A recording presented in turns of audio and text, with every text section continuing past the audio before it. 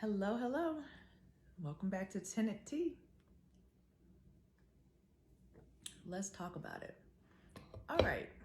So I am on reserve.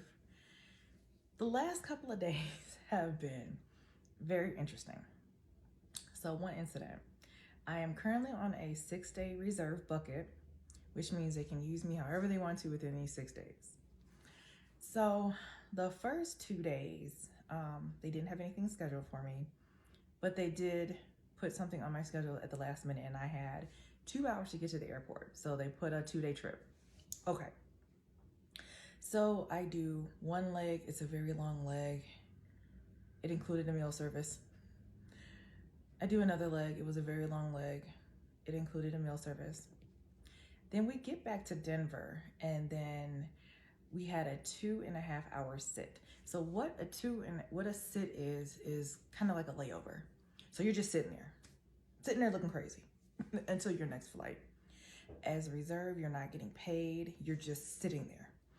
So crew support calls me maybe like 20 minutes after I get off of those 2 long flights and says, hey, we have a flight for you and we're gonna reflow you. So reflow is meaning pretty much changing your whole schedule.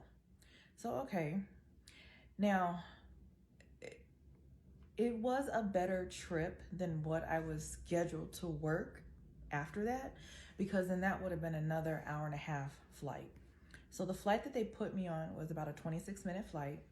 However, we got to the destination around 8:39 and we had minimum rest. So minimum rest, you're required a certain amount of time for rest.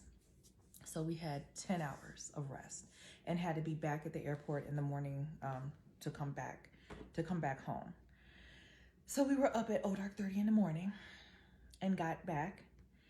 And then I was put on Ready Reserve. Good old Ready.